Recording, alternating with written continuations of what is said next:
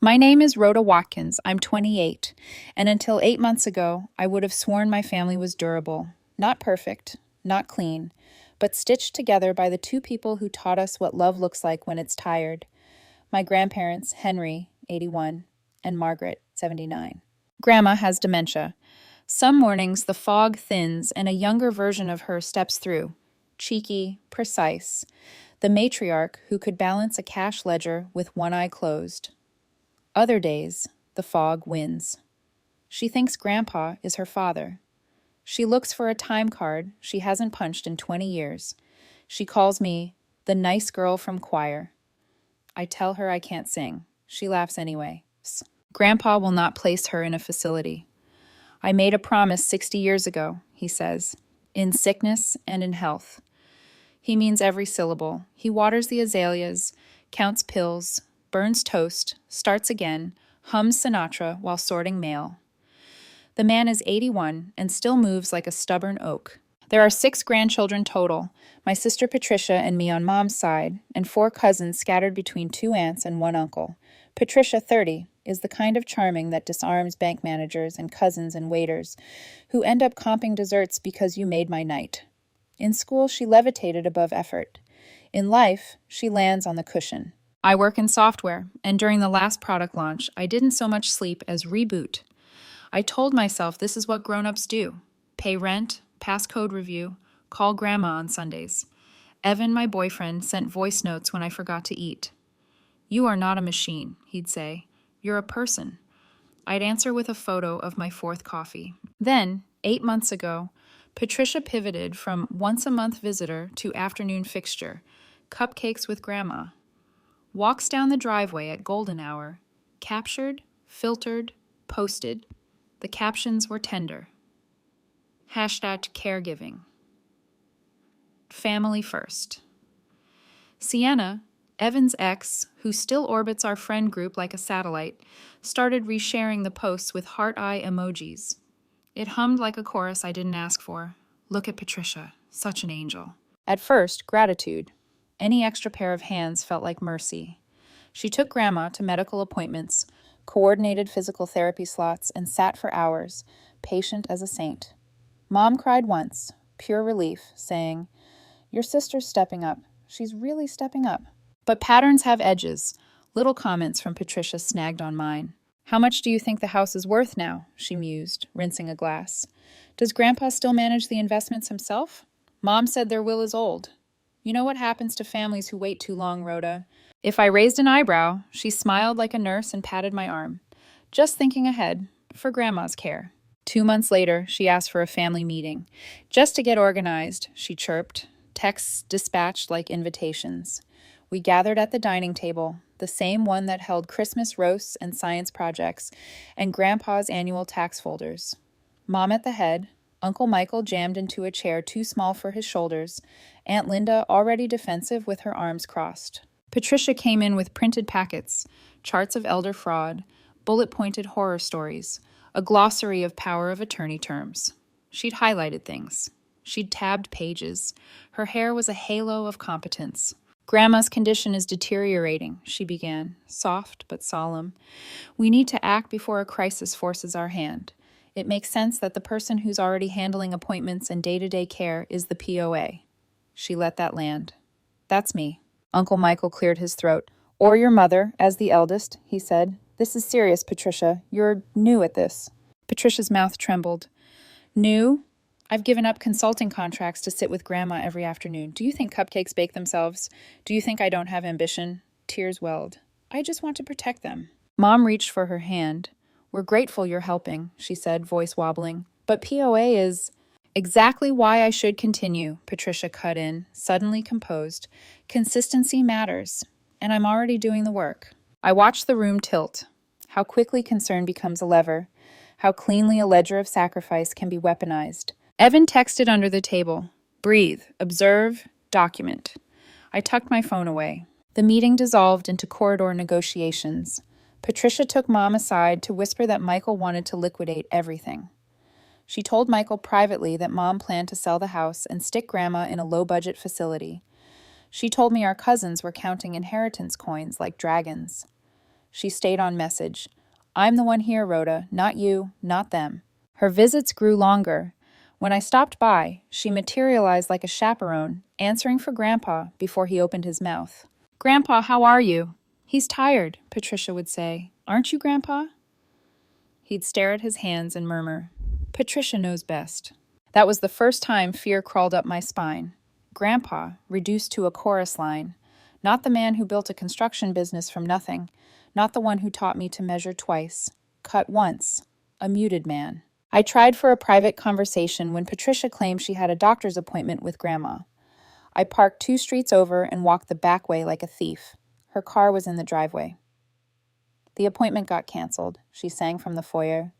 You should have texted. I did, I said. You should have texted again, she smiled. Inside, she hovered. While I poured tea, while Grandpa shuffled mail, while I asked him about the azaleas. She cooed, He gets confused lately. I help him remember things correctly. Correctly is a knife when someone else holds it. Driving home, I wanted to smash something. Evan listened while I vented, then said, If this is what it looks like, you won't win by yelling. You'll win with receipts. I hated that he was right. Weeks blurred. Grandma had good mornings with classical radio and old stories about the 1970s and recipes that called for butter, buy, feel. She had bad afternoons where she asked to clock out and cried when no one could find the card reader. Through it all, Patricia curated her image. Warm angles, soft sweaters, a halo of care. Sienna boosted every post. My stomach learned a new, quiet rage. Then came the bomb. Patricia convened another gathering, brief, with a notary's business card peeking from her folder. She announced that Grandpa and Grandma had updated their will 3 weeks ago. Instead of everything splitting equally among their 4 children, with the grandchildren inheriting their parents' share, 60% would go directly to Patricia, 30% split among the remaining grandchildren, and 10% to the actual children. It's not about money, she said, eyes wide and humid. It's about recognizing caregiving, about protecting Grandma. They wanted to reward my dedication. She placed a copy of a notarized will on the table like a sacrament. Mom's face drained of color. They wouldn't, she whispered. They wouldn't do that. Patricia folded her hands. They did. Grandpa wanted to avoid fighting later. This clarifies things. I looked at Grandpa. He looked at his lap. Patricia knows best, he said. Something inside me cracked like ice. Rhoda, Patricia turned to me gently, like we were little girls again, and she was preparing me for bad news. I know this is hard for you, for everyone, but the priority is Grandma's care, and I'm the person coordinating it. You understand? No, I did not. I wanted to flip the table. I wanted to scream. Instead, I thought of Evan's text, observe, document, and felt nauseous at my own restraint. Family dinners dissolved overnight. Cousins picked sides. Aunt Linda called Patricia a thief in a parking lot. Patricia threatened to sue for defamation. Everyone stalked one another's feeds for subtext. That night, I sat in my car outside the house I grew up in and watched the porch light throw its cone onto the geraniums. I remembered Grandpa teaching me to sand a board flat until it felt like satin. Patient, strategic, quiet, he'd said. You don't win by tearing. You win by finishing. Another text from Evan flashed on my lock screen. You're not crazy. You're early. My phone buzzed again. Grandpa, 7:02 a.m., the next morning. His voice was different, clear. Rhoda, he said, bring your mother and Michael. Park on Oakwood Street. Come through the back gate, and don't tell Patricia. The line went dead right after Grandpa said it. For a moment, I just sat there on my bed, heart thudding in the hush of morning. The old man hadn't sounded that sharp in months. No hesitation, no fog, just command. Within 20 minutes, I'd called Mom and Uncle Michael. Neither of them believed me at first. Dad barely recognizes me some days, Mom said, voice trembling. I know, I told her, but Mom, he was different. You have to trust me. By 9 o'clock, the 3 of us were parked on Oakwood Street, 2 houses down from Grandpa's. We slipped through the back gate like we were breaking into our own past. The garden smelled like rosemary and damp soil. Grandpa's tools were neatly lined along the shed wall, like a man still in control of his world. He was waiting in his study when we entered, a place I hadn't seen him use in months. He looked up, eyes alert, posture straight. The man in front of me wasn't the frail shell Patricia paraded around on social media. "I'm glad you came," he said. "And keep your voices down. Margaret's resting." Mom was the first to crack. "Dad, what's going on? You sound different." He gave a tired but proud smile, because I stopped pretending. That's when he turned the laptop toward us. It was old, dusty, but humming. The desktop background was a photo of Grandma smiling in front of their first construction site decades ago. On the screen sat a folder labeled Evidence. He opened it. Video thumbnails lined the folder, dozens of them, each dated from the past 6 months. "I started recording when Patricia began her daily visits," he said. "Something felt off. The way she spoke to your mother when she thought I wasn't listening, the questions she asked your grandmother, the way she always insisted I rest during any important talk." He clicked the first file. The video showed the living room. Grandma sat on the couch, clutching a cushion. Patricia leaned forward, voice syrupy. "They want to send you away, Grandma, to a home. They're planning to sell the house." Grandma's voice quivered. No, not my house." "Don't worry," Patricia soothed. "I won't let them. But you have to help me protect you. We need to make sure I have the power to stop them." Mom covered her mouth. Uncle Michael swore under his breath. I couldn't breathe. Another clip. Patricia sitting at the dining table with a laptop, guiding Grandma's trembling hand to sign a digital document. "It's just insurance paperwork," Patricia lied gently. The date matched the week the updated will had been notarized. Clip after clip, lie after lie. Patricia taking jewelry from drawers. Patricia telling Grandma not to mention the money. Patricia on the phone with someone, laughing. "They're all too stupid to notice. Grandpa's practically a ghost." My chest burned. "Why didn't you tell us sooner?" I managed to whisper. Grandpa closed the laptop. "Because Patricia's clever. If I accused her without proof, she'd twist it, maybe even claim I was senile, so I needed a case that no one could touch."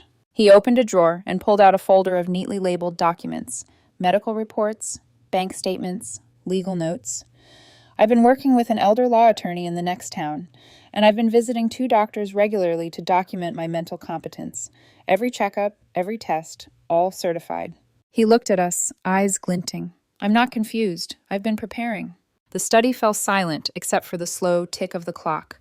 Mom was crying openly now. Uncle Michael paced like a caged bull. "What now?" I asked. Grandpa's hand didn't shake when he answered. "We let the law do its job. I've already spoken with the police. Elder abuse, fraud, coercion, they're ready. But I wanted you 3 here before it all comes down." Then his expression darkened. "Patricia thinks she's won. She doesn't know that every word she said in this house has been recorded. She doesn't know she forged a will for a woman legally declared incompetent." A sudden crunch outside, the sound of gravel under tires. My stomach dropped. Grandpa glanced toward the window. "That'll be her." Through the curtains, Patricia's silver SUV glided into the driveway. She was early. Too early. Mom gasped, "Dad, what do we do?" He stood, taller than I'd seen him in a year. "You stay here. Don't move. Let me handle her." The front door creaked open. Her voice, sweet as always. "Grandpa? Grandma? I brought those lemon bars you like." I could hear her footsteps crossing the hallway, her tone light and chirpy, her performance voice. Then Grandpa's steady reply. "Patricia, we need to talk. Come into the study." The moment she stepped through the doorway and saw the 3 of us standing there, her face changed. Surprise, confusion, then fear, all in a single heartbeat. "What's going on?" she demanded, eyes darting between us. Grandpa opened the laptop and clicked play. Patricia's voice filled the room, her own words, her own deceit spilling from the speakers. The color drained from her face. You can't just record people without permission." "I think the better question," Grandpa said, his voice calm and cold, "is what did you think you were doing to my wife?" Patricia stammered. I was protecting her. I was doing what none of you would." "By lying? By stealing from us?" Mom's voice cracked like lightning. When the siren started in the distance, Patricia's eyes widened. "You called the police?" Grandpa didn't flinch. "They'll be here any minute. Sit down, Patricia." She tried to bolt, but Uncle Michael blocked the doorway. Her tears came suddenly, dramatically, like she was auditioning for sympathy. "You don't understand. I gave up everything for this family. Everything." Grandpa's jaw tightened. "No, you sold everything. Your decency, your integrity, for a number in a bank account. Outside, the flashing lights pulled into the driveway. The last thing I heard before they led her away in handcuffs was her voice breaking through the chaos. "You'll regret this, all of you. I was the only one who cared." The front door slammed. The house was silent again, except for Grandma's faint humming in the next room, an old song about love that endures through storms. I looked at Grandpa. He exhaled, the weight of months slipping from his shoulders. "It's over," he said quietly. "But this will scar." I believed him. The next hours blurred into something unreal, half relief, half devastation. Police cruisers lit up the quiet suburban street, and curious neighbors gathered behind hedges, whispering. Inside, Grandpa gave his statement with a clarity that stunned everyone. He detailed everything: the videos, the false signatures, the stolen jewelry, the emotional manipulation. I sat beside Mom on the couch, her hands trembling around a mug of untouched tea.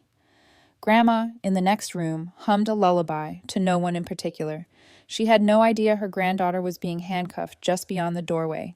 When the officers left, Grandpa finally slumped back in his armchair. His hands shook, not from weakness, but from exhaustion. "I should feel victory," he said softly, "but it just feels like grief." He turned to me. "Rhoda, come here." I knelt beside him, his voice cracked. "Do you remember when you helped me rebuild that old shed? You were what, 16? I nodded, tears already threatening. "You were patient, careful. That's what I needed from you now. You saw the cracks before anyone else did. Thank you for trusting your gut." Mom broke down then, years of fatigue and heartbreak pouring out all at once. She kept saying, "I should have seen it. I should have stopped her." Grandpa reached out, resting a calloused hand over hers. "You believe the best in your child," he said. "That's not a sin. It's love." Patricia just forgot what that word means. That night, we stayed at the house. Grandpa insisted. "I don't want to wake up alone to that silence," he said. I barely slept. From the guest room, I could hear Grandma whispering Patricia's name in her dreams, calling her my sweet girl. It twisted my stomach into knots. By morning, Grandpa was already up, sorting papers at the dining table. "We'll need the real will," he said. He opened a metal lockbox from beneath the floorboard, a place only he knew about. Inside were the original legal documents, dated 2 years earlier, when Grandma had still been mentally competent. "Everything divided equally," he said, "as it should be." He had medical documentation too, signed by her doctor, stating that, for the past year, Grandma had not been capable of making legal decisions. Patricia's will was officially invalid. We took the files to the elder law attorney Grandpa had been working with, a kind man named Mr. Walters. He looked through everything slowly, then exhaled. "This is airtight. You did the right thing, Henry. You protected your wife and your estate. This will hold up in court." For the first time, I saw Grandpa smile, not wide, not proud, just relief that trembled at the corners. But the storm outside wasn't over. By afternoon, Patricia's name was all over the local news.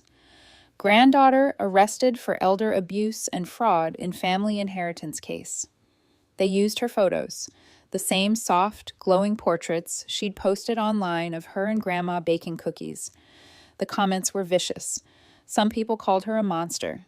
Others said she must have been pushed too far. Evan texted me a screenshot of the headline. "You okay?" I just replied, "I don't know."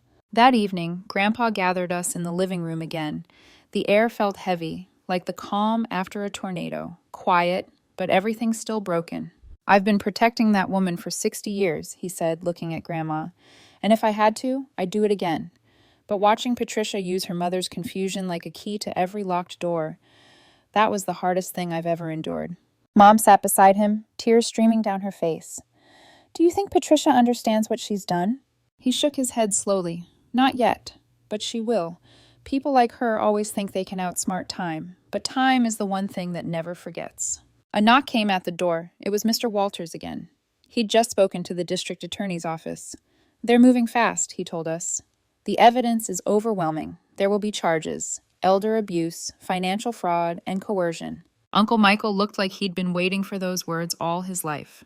"Good," he muttered. But Grandpa's expression was more complicated. "She's still my granddaughter," he whispered, "and her punishment will hurt me more than it ever hurts her." The days that followed felt endless. Police questioned the neighbors, reporters called the house, and friends from church dropped off casseroles that no one had an appetite for. The only moment of peace came at dusk, when Grandpa and I sat in the backyard. "She fooled all of us," I said quietly. He shook his head. "No, she fooled herself." I stared at the garden, where Grandma's roses still bloomed despite the cold. "What happens now?" "Now," Grandpa said, leaning back, "we start repairing what she tried to break." Weeks passed. Patricia remained in county jail awaiting arraignment. Lawyers began sorting the financial mess she'd made. Missing funds, unauthorized transfers, jewelry pawned under false names. Each new discovery felt like another bruise on the family's history. Evan stayed by my side through it all, even when I pushed him away. "You don't have to carry their mistakes," he said one night. "You're not responsible for their pain." I knew he was right, but I couldn't stop feeling like I'd failed to protect them sooner. Then, a month later, the phone rang again. Grandpa's voice was steady but softer now. "They've set the trial date, Rhoda," he said. "She's going to face everything she's done." I thought of the videos, the tears, the manipulation, and the tiny girl I once knew, who braided my hair and shared her Halloween candy. The memory didn't match the woman she'd become, and somehow that was the cruelest part. 6 weeks later, the courtroom was colder than I expected. Not in temperature, in tone. The air carried whispers, the shuffle of paperwork, the occasional camera click from the press benches. Patricia sat at the defense table, hands folded neatly, her hair pinned back in that same perfect caregiver style she'd worn for Grandma's Instagram photos. She looked smaller somehow, or maybe it was just that for the first time she wasn't performing. Grandpa sat across the aisle, in a dark suit that hung a little loose on him. Beside him, Grandma dozed softly in her wheelchair, her nurse at her side. The judge entered, and everyone rose. I stayed focused on Patricia. For one dizzy second, she looked right at me, eyes rimmed with something that could have been regret or calculation. The prosecution laid everything bare: the hidden recordings, the forged digital signatures, the transfers of money into Patricia's account, $197,000 to be exact. Photos of jewelry she pawned, receipts for a luxury car, screenshots of her bragging to friends. It's not stealing if they're too old to notice. Each slide made me want to sink lower in my seat. Mom gripped my hand until our knuckles turned white. Patricia's lawyer tried to spin a story about caregiver burnout, about how isolation and stress led her to make poor decisions. But that defense cracked the moment Grandpa's videos played. The sound of Patricia's own voice, calm, deliberate, saying, "I'm the only one who really loves you, Grandma. They just want your money." Even the bailiff looked sick. When Grandpa took the stand, the room went silent. His voice wavered only once, when he said, "She made my wife believe her children hated her." Then it steadied. "You didn't just steal money," he told Patricia directly. "You stole my wife's peace in what might be her last years. You used her love as a weapon." Patricia stared at him, eyes wet. And for the briefest flicker, I saw her face collapse. Not in guilt, but in something closer to realization. The truth finally hitting like cold water. The sentence came swiftly. 2 years in prison for elder abuse and fraud, 18 months minimum, plus full restitution and a no-contact order. No parole until repayment began. When the gavel struck, the echo sounded like a door locking in all our hearts. Mom cried quietly.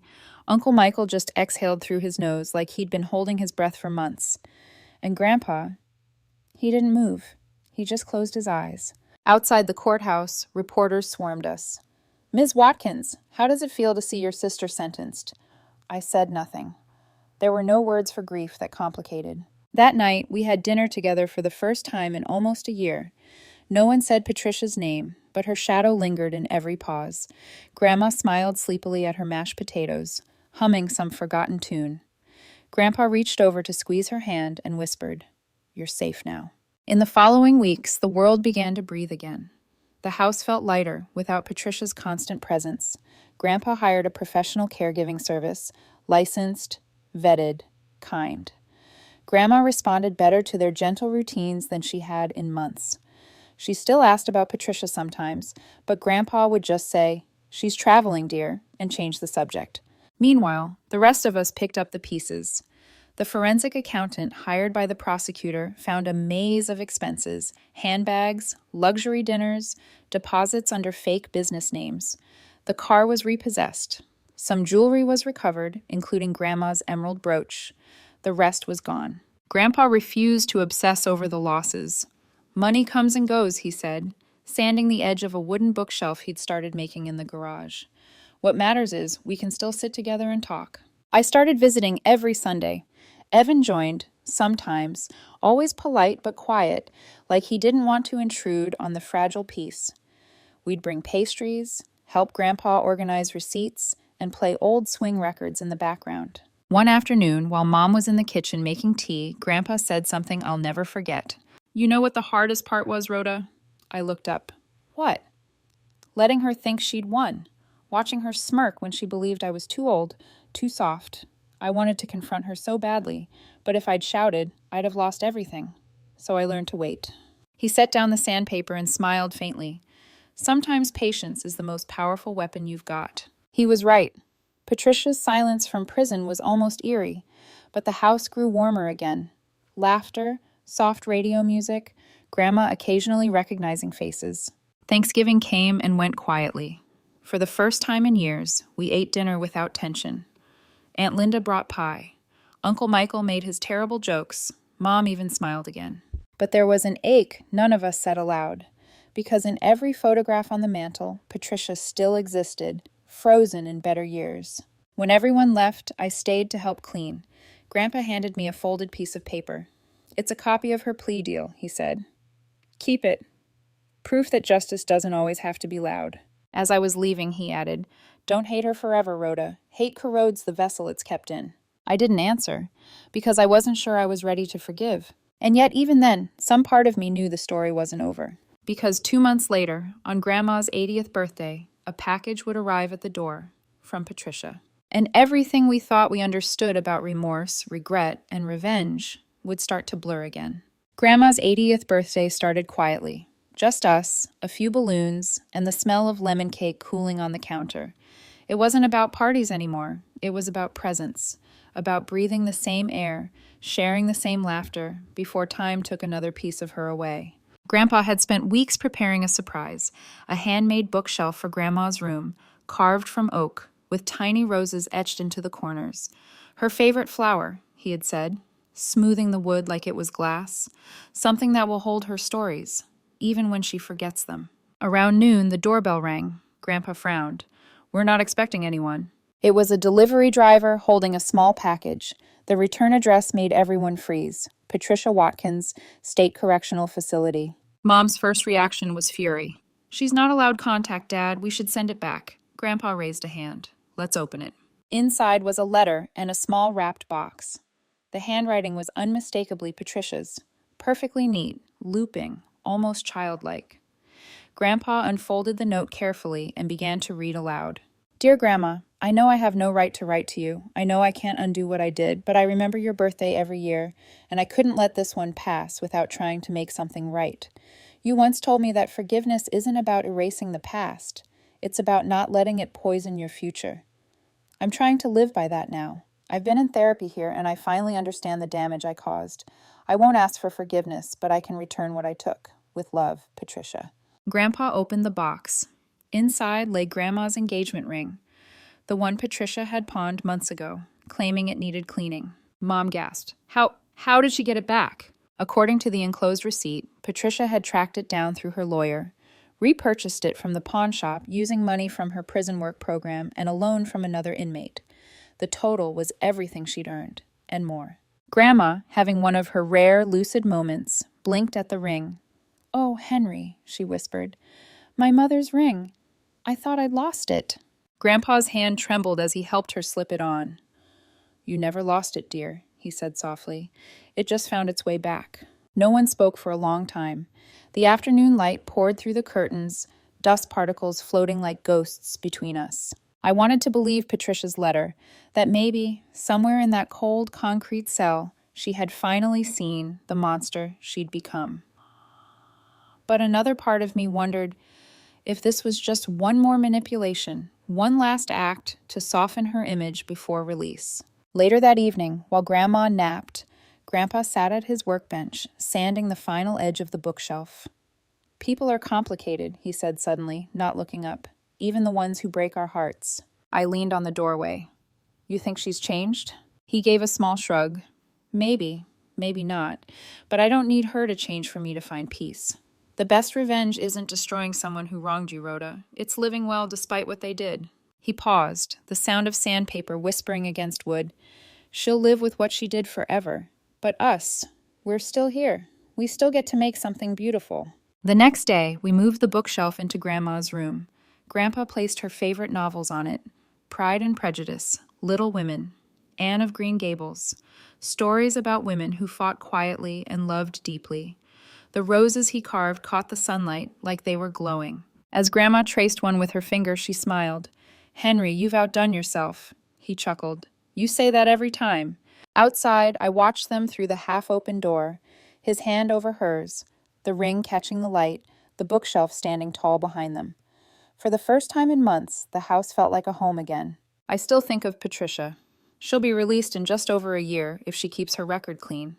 Some relatives say we should let her back in. Others swear they never will. I don't know where I stand yet. Maybe forgiveness is a road you walk without a map. Every Sunday, I still visit. Sometimes Grandma remembers my name.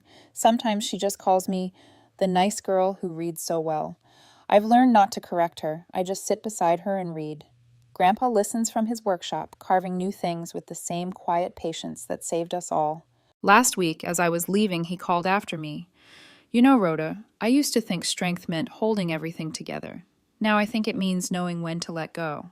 I looked back at him, the man who had outsmarted his own granddaughter to protect his wife, who'd turned heartbreak into resilience. "You've always been strong, Grandpa," I said. He smiled. "Maybe, but you learned faster." As I walked to my car, the late sunlight hit the window, and for a second I saw Grandma's ring glinting through the glass. It caught the same light that touched the roses carved into her bookshelf, symbols of everything we lost and everything we refused to let die. Patricia's chapter might have ended in disgrace, but ours continued, in forgiveness, in love, and in quiet, stubborn peace. Because Grandpa was right all along.